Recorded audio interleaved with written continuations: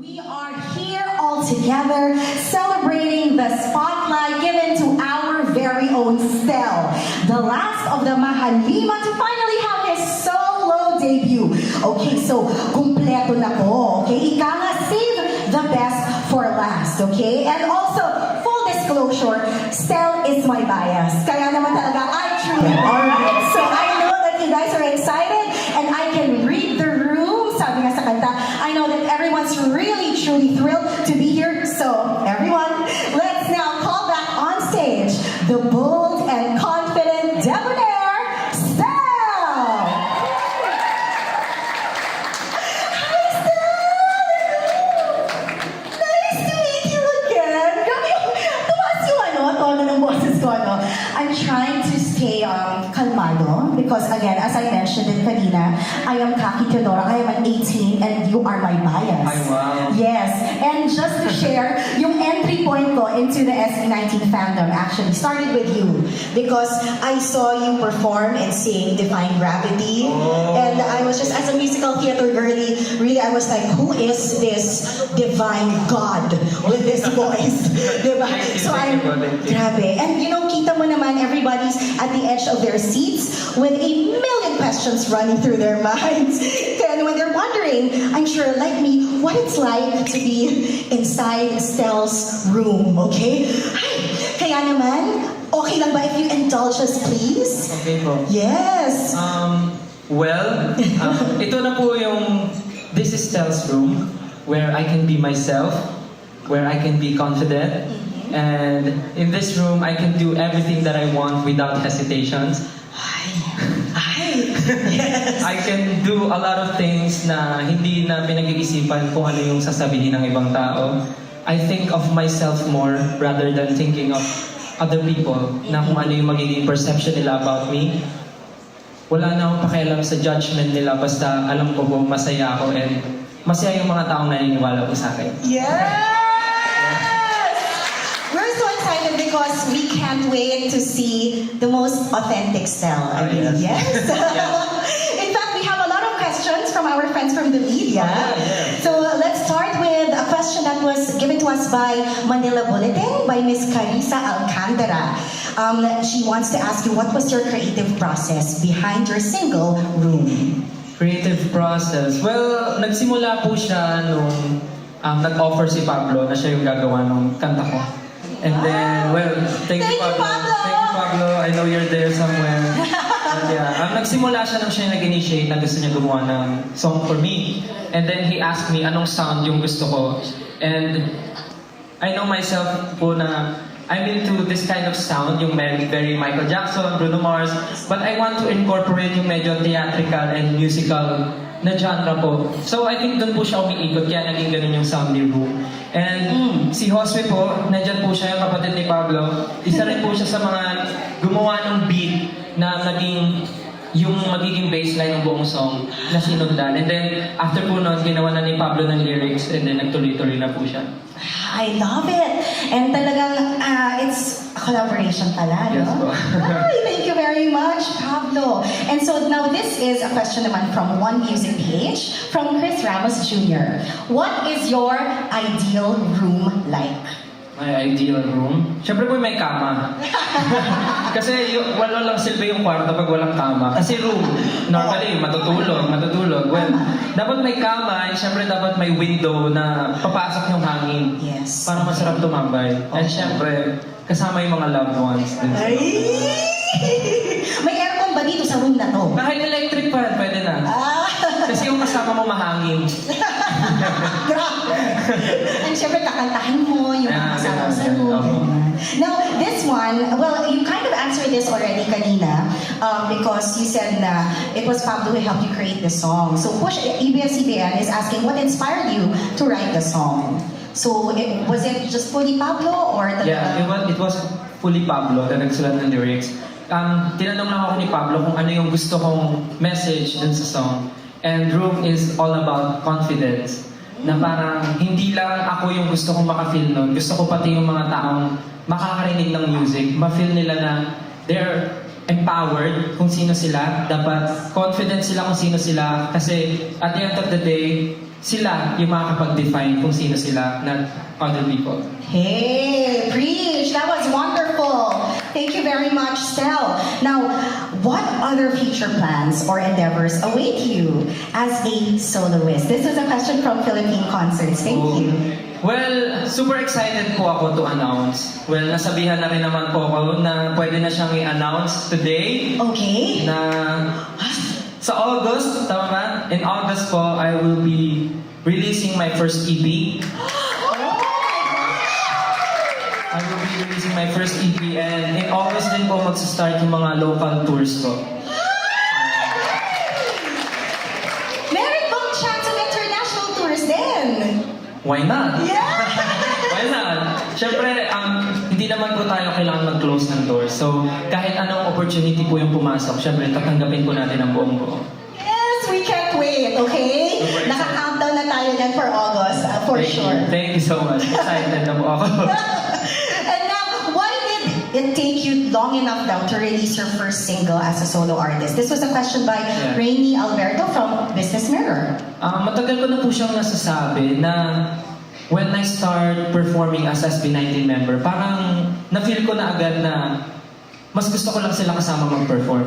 Parang hindi ako sanay mag-perform mag-isa, gusto ko lagi ko silang kasama. But nung time na nagkaroon ako ng opportunity to express myself and to expose myself nung sa The Voice Generations, mas dun ko na-feel yung support nila lalo. Kasi sila rin yung nagsabi sa akin na i-grab ko yung opportunity na yun.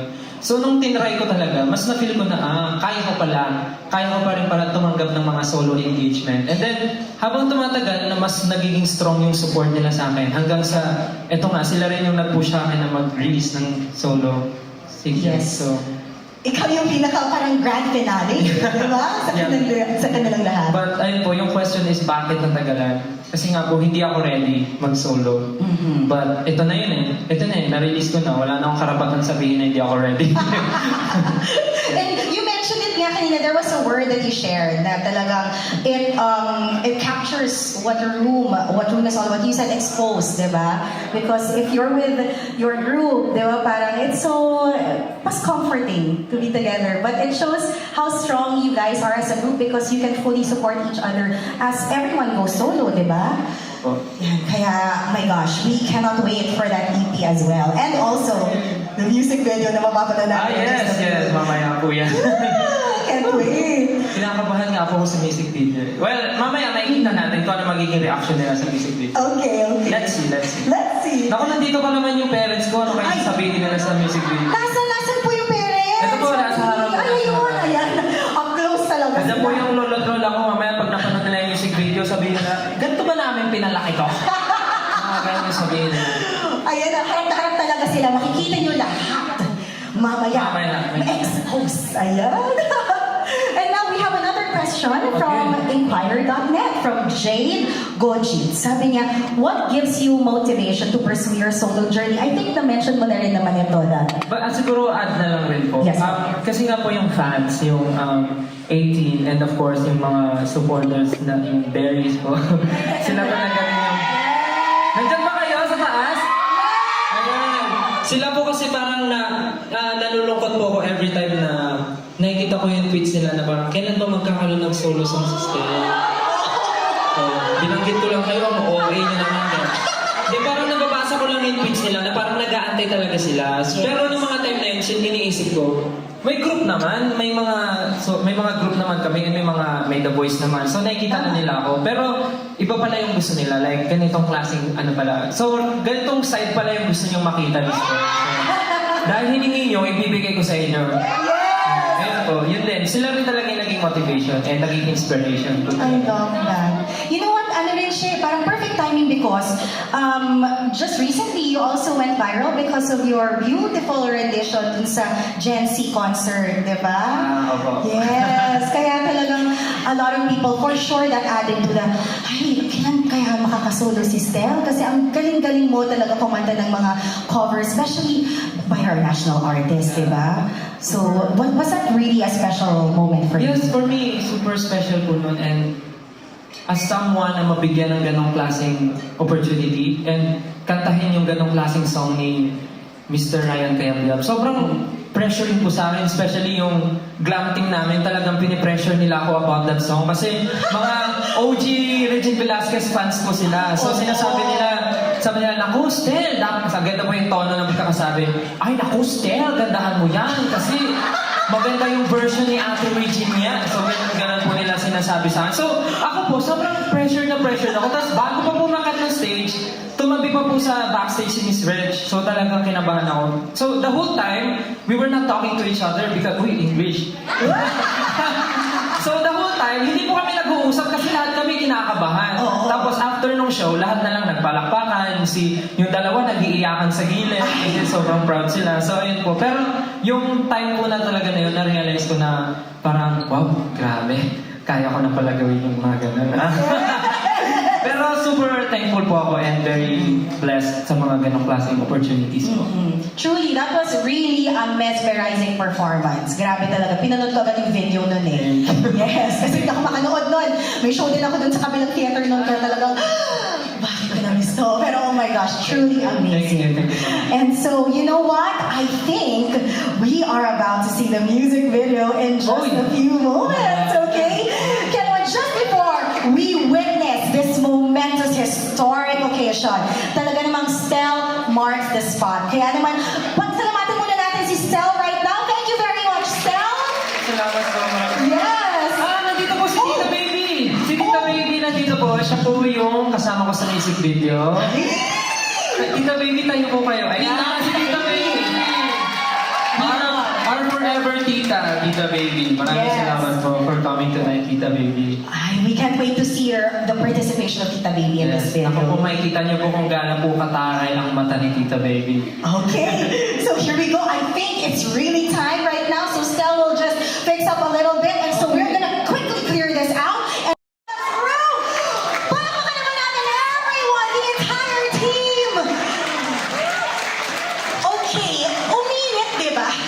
Uminit. Ano nangyayari? My goodness, I was not ready for that music video, and I'm sure you guys have even more questions, and that was truly amazing. Grabe.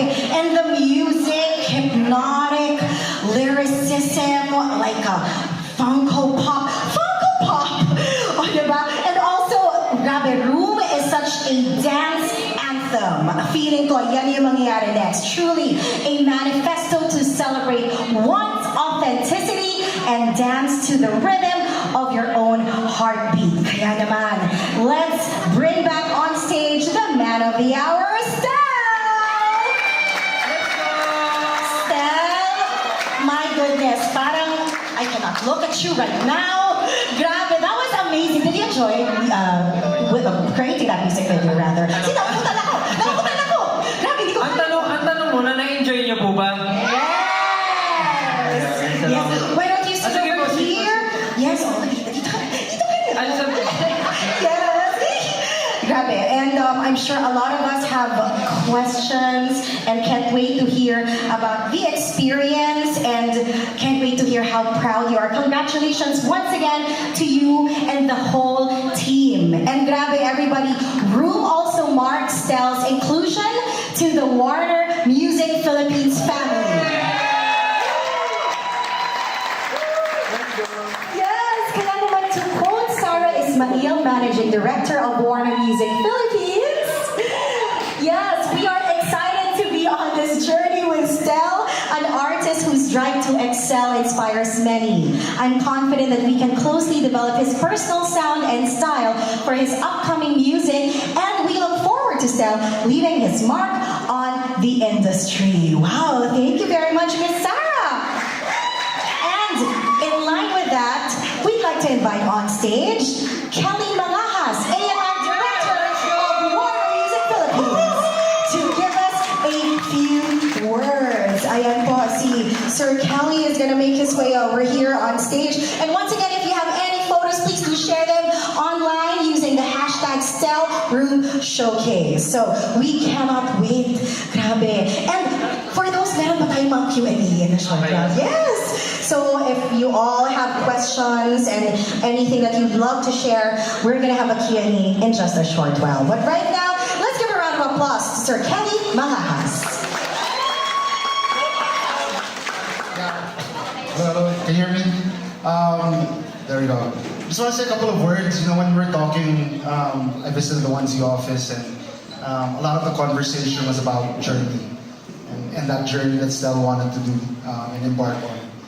I know it's always a tough thing to do something that represents you and fully you, and I just wanted to let you know that we at Warner will support you and be your partner through all of this, your discovery.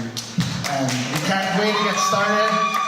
And there are big things that line up for you, just also locally and also internationally. So we're very, very thankful for choosing us, and welcome to Warner. We're so excited to have you. Papa Warner. Sir Kelly, why don't you stay here on stage so that you and Stel can have a wonderful photo op at this fun. Okay, thank you very much once again. This is Sir Kelly Malahas from Warner Music Philippines, and truly, we are just as excited as you in what Warner and Stel can do together. Muli, maraming salamat.